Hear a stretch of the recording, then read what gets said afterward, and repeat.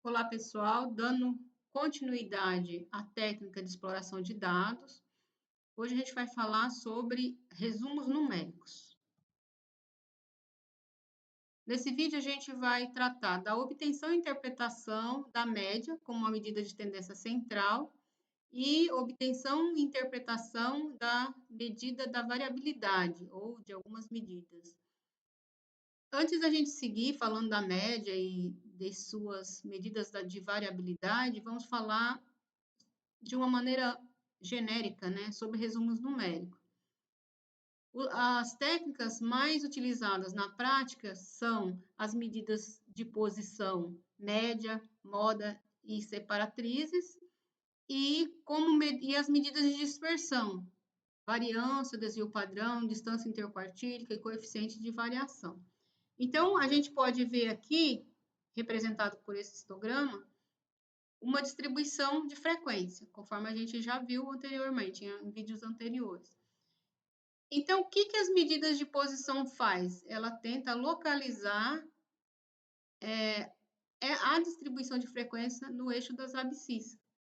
Então, a gente vê aqui, ó, representado por esse segmento de reta vermelho, uma medida de posição, uma medida que localiza o centro dessa distribuição. Então, a gente pode pensar, né, que o centro pode estar localizado entre 10 e 15 nessa distribuição de frequência. Então, é um valor aqui nesse intervalo.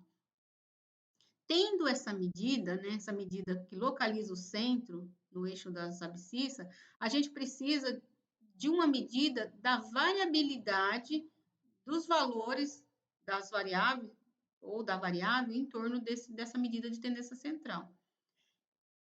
E é para isso que servem as medidas de dispersão, para dar uma ideia sobre esse espalhamento, né?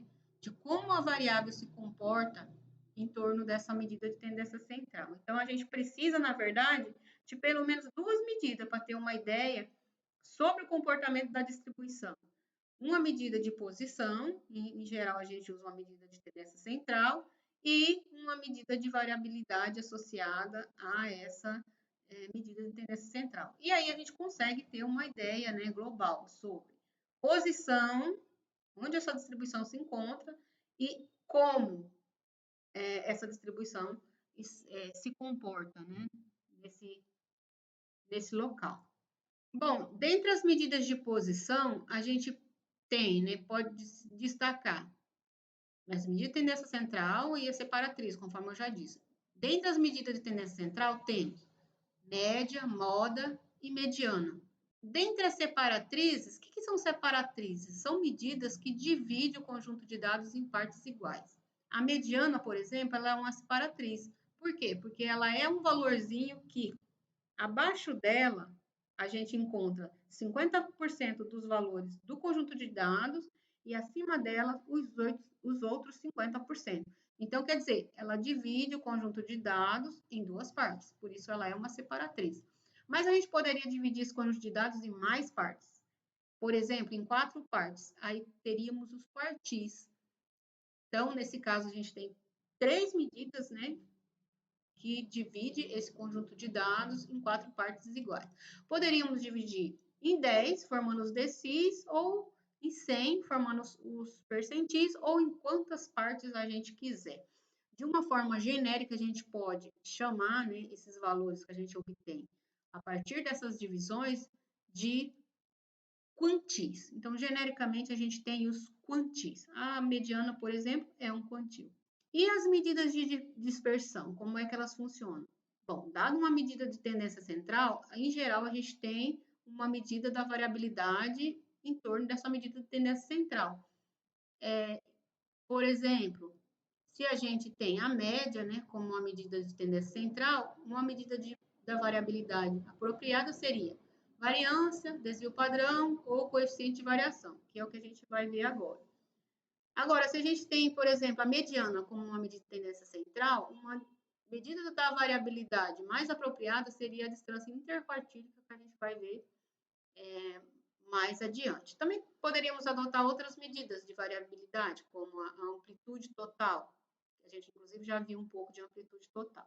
mas ela não é tão informativa e a gente busca sempre usar as medidas que fornecem para a gente a melhor informação possível sobre a dispersão, né, dos nossos dados. Então, vamos falar aqui da média e da suas medidas, né, de dispersão associada. Bom, todo mundo sabe como que calcula uma média, né? Se você tem uma série de dados, você soma e divide pelo total.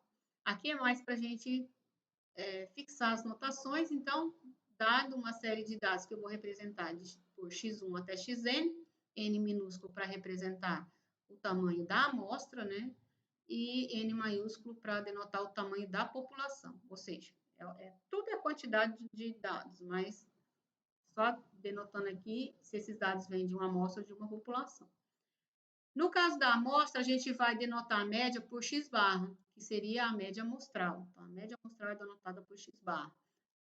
E a média populacional, a gente sempre vai denotar pela letra grega mi. Então, daqui para frente, sempre que tiver o mi, né, vamos estar nos referindo à média de uma população. Bom, isso a gente tem uma tabela de frequência simples e os dados já estão organizados ali na tabela, conforme vocês já fizeram, né? Como é que a gente já calcula essa média diretamente a partir dessa tabela? Como a tabela é simples, a gente tem aqui os possíveis valores da variável na primeira coluna. Depois a gente tem a frequência absoluta, que nada mais é do que a contagem, né, do número de valores idêntico, né, no conjunto de dados. Depois, a partir dessa frequência absoluta, a gente consegue obter a frequência relativa, que é, né, uma proporção. Vamos supor, então, esse exemplo. Supondo que o controle de qualidade de uma empresa faça o registro do número de itens produzidos com defeitos por dia, num período de 365 dias. Um ano, vamos assim dizer, né? E aí, ela, no final do ano, organiza esses dados na tabela que vocês podem visualizar aqui. No final, a gente gostaria de saber qual é a média diária de defeito produzido nessa linha de produção. Para a gente calcular a partir da tabela, né, a gente pode pensar aqui numa soma ponderada. Você tem os valores possíveis da sua variável e você tem a frequência relativa com que esses valores ocorrem no conjunto de dados. Então, para obter a média, basta multiplicar cada valor possível pela sua respectiva frequência relativa, né, e construir na tabela uma outra coluna, que eu estou chamando aqui ó, de coluna do xi vezes fi.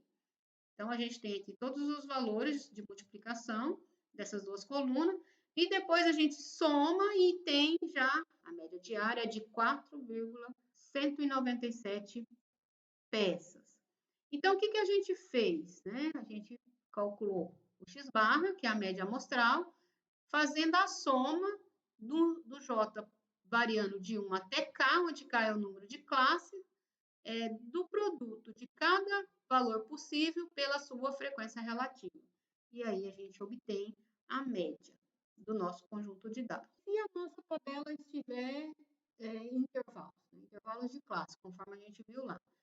Como é que eu tenho uma ideia da média a partir dessa tabela? Aqui, a gente não vai conseguir ter a média conforme ela ocorre no conjunto, porque uma vez que a gente colocou, né, aqui os intervalos, a gente perdeu, de certa forma, informação, né? Então, nesse caso, o que a gente faz? A gente vai utilizar o ponto médio dos intervalos para o cálculo da média, para ter uma aproximação da média, já que a média, propriamente dita, o valor exato, a gente não consegue obter. A gente coloca, então, aqui uma nova coluna dos pontos médios e a gente vai continuar tendo frequência absoluta, frequência relativa. Para obter a média, a gente vai multiplicar, né, da mesma forma que a gente já fez, cada valor possível, na verdade, cada ponto médio que está representando o valor possível, pela sua frequência relativa. E aí a gente vai ter uma última coluna aqui desses produtos e a gente soma, tendo aqui uma aproximação para a média. Então, aqui, se a gente pensar, né, que nesse exemplo a gente tem o tempo gasto para a montagem de algum equipamento em minutos, né, e vamos pensar que 100 equipamentos foram investigados e contabilizado o tempo, e, por último, disponibilizados os dados nessa tabela de frequência, então a gente tem como o tempo médio gasto, né, na montagem desses equipamentos como sendo de 10,49 minutos. Então, o que a gente fez? Né? Obtivemos os pontos médios, né, para representar aqui os valores possíveis, e a gente realizou o mesmo procedimento da tabela de frequência simples. Fizemos uma soma para um J variando de 1 até K, onde K é o número de classes do produto de cada valor possível, ou cada ponto médio, pela sua frequência relativa aqui. E aí, fazendo aí esses cálculos, a gente chega aqui ao valorzinho.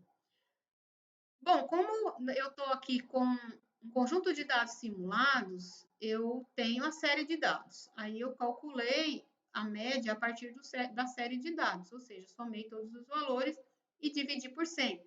Eu tive aqui um valor de 10,26. Então, notem que a gente teve uma perda, claro, né?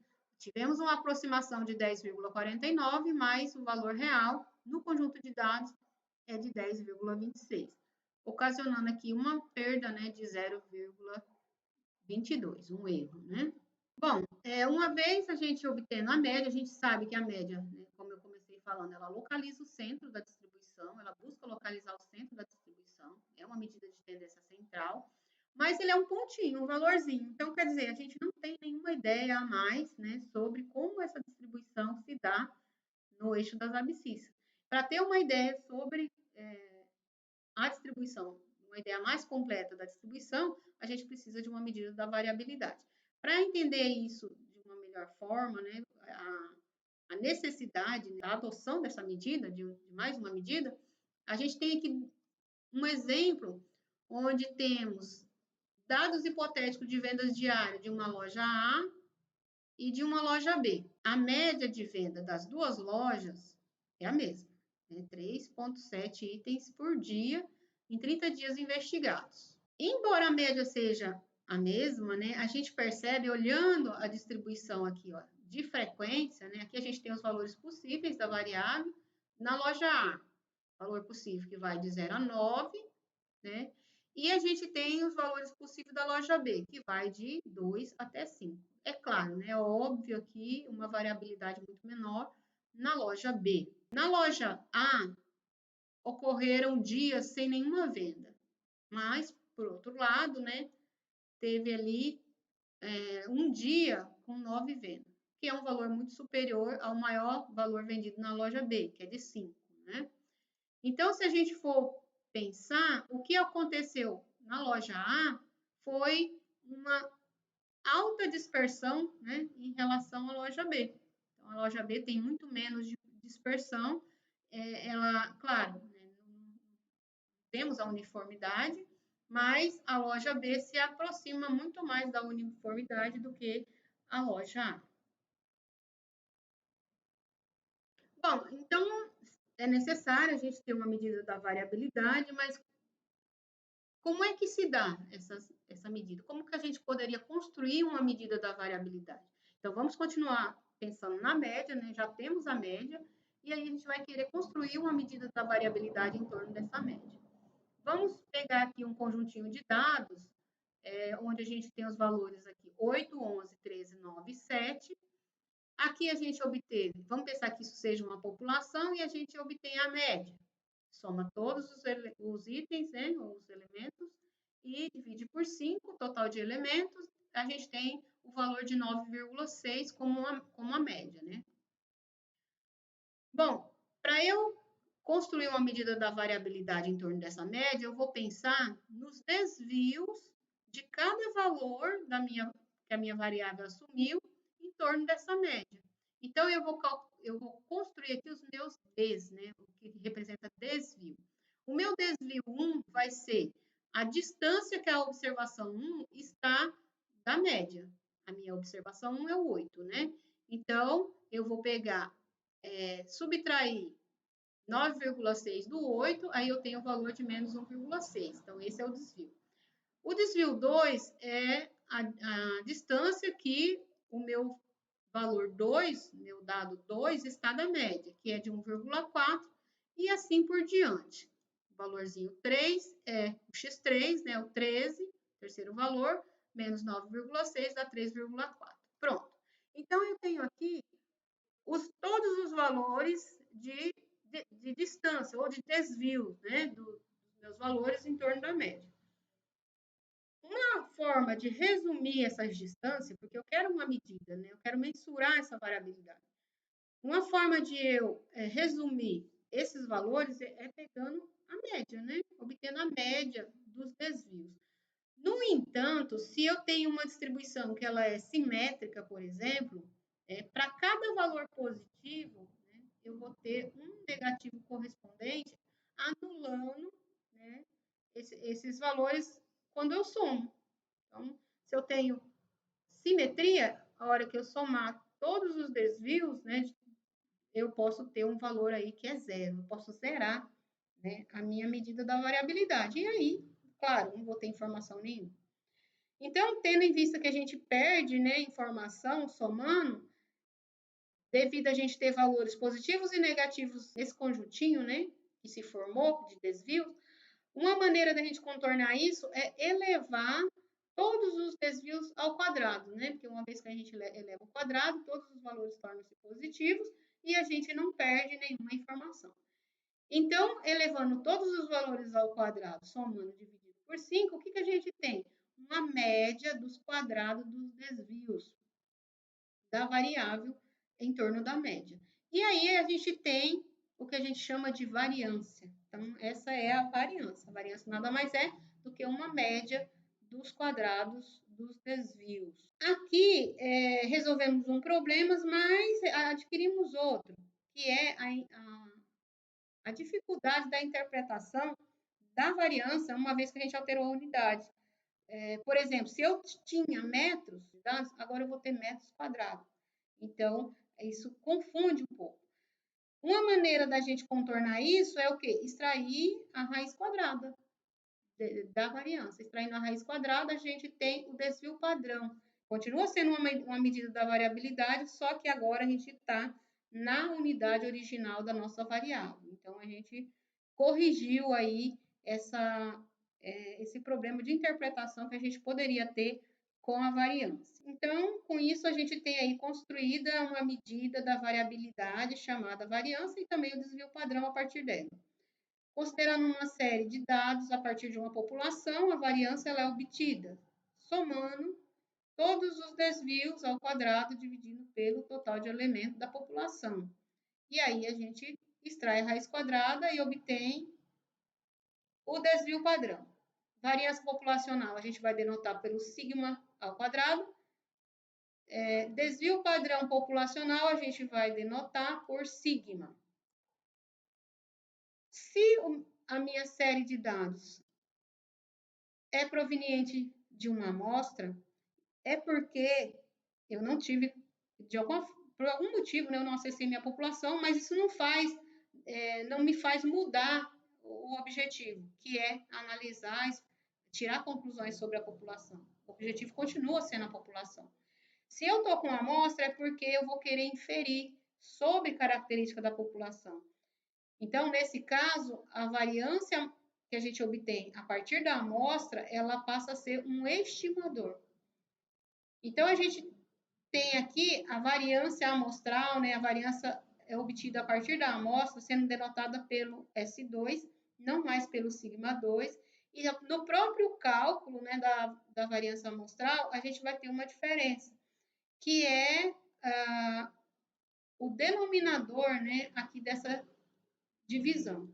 Então, o que acontece? Ao invés da gente obter, né, a média dos desvios ao quadrado, conforme a gente faz, dividindo pelo total de elementos no conjunto de dados, a gente vai somar os desvios ao quadrado e dividir pela quantidade de elementos no conjunto de dados menos 1.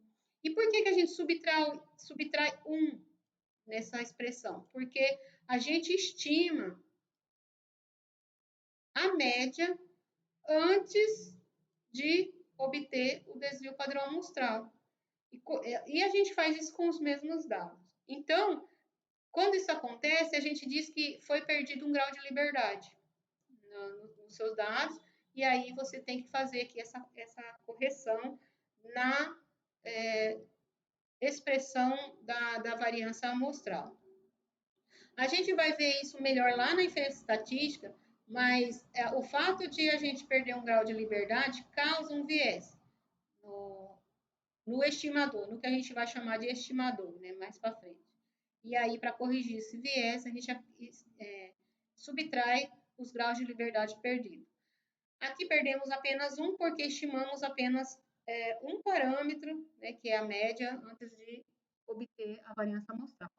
Se a gente tivesse obtido mais valores, né, estimado mais valores antes da variação amostral e utilizado aqui, aí a gente iria aumentar aqui também. Supondo que fossem 2, a gente subtrairia 2.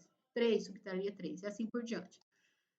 Bom, uma vez calculada a variância amostral, extrai a raiz, a gente tem o desvio padrão amostral. Então, aqui só para chamar a atenção dessa correção, mas fora isso, tudo continua a mesma coisa. E se a gente tem uma tabela de frequência, como é que a gente obtém a variância populacional? A gente segue a mesma ideia da média. A gente obtém os desvios ao quadrado, multiplica pelas suas respectivas frequência relativa, né? E soma. E tem aí a variância populacional. No caso da variância amostral, a gente não pode usar frequência relativa, porque no denominador aqui a gente perde, né, graus de liberdade. E aqui eu estou usando a frequência absoluta dividido por n-1.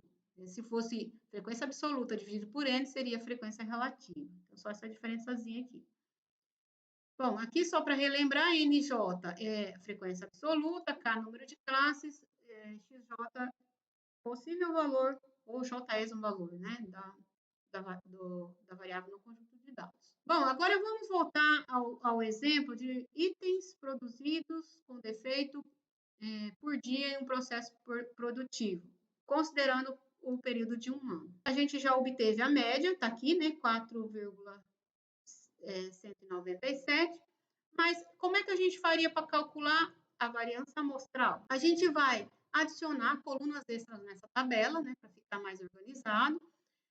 Por exemplo, eu posso adicionar aqui a coluna dos desvios ao quadrado, então eu vou pegar cada possível valor da variável, vou subtrair a média, que eu já tenho aqui, né, de 4,197, e vou elevar ao quadrado. Aí eu vou ter os valores dessa coluna. Então, eu vou fazer para cada valor possível, né? E depois eu vou multiplicar cada um deles pela frequência absoluta, né? E aí eu vou ter essa última coluna aqui, que é a coluna dos desvios ao quadrado vezes as frequências absolutas. Somo, aí eu vou ter aqui um total que eu vou dividir por n-1. No meu caso aqui eram 365, né? Aí eu vou dividir por 364. E eu vou ter a minha variância amostral, né, no caso da amostra. Extraindo a raiz quadrada, eu tenho o meu desvio padrão. Então, o desvio padrão aqui de 1,26, não é? Então, temos aí média de aproximadamente 4 peças por dia, com um desvio, né, de 1,26.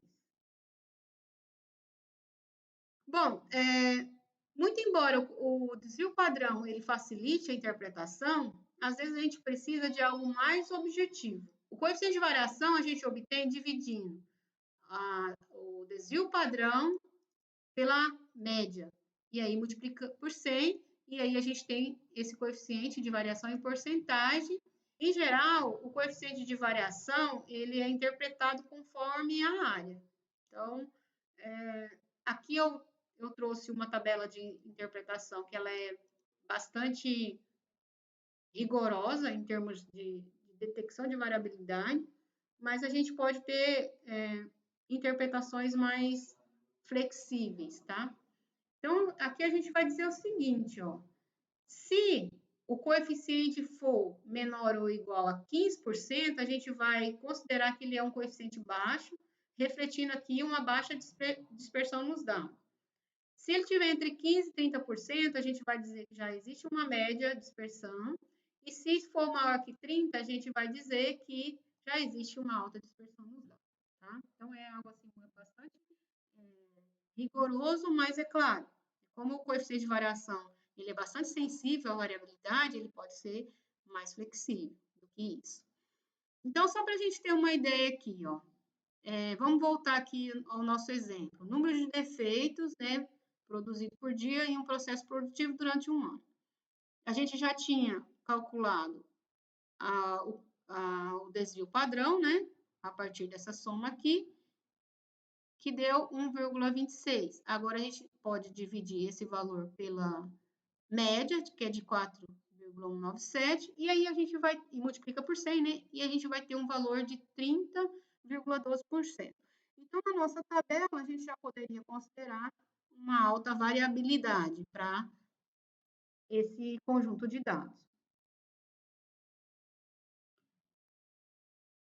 No outro exemplo, né, a gente tinha tempo em minutos gasto para montagem de um equipamento, ainda num processo produtivo. A gente tem a média aqui, né, calculada, e o desvio padrão a gente pode calcular a partir desse total, apenas dividindo aqui pela quantidade de elementos no conjunto de dados menos 1, que é o que está aqui dentro, né? Aí, saindo a raiz quadrada, a gente tem o desvio padrão. Está aqui 2,16.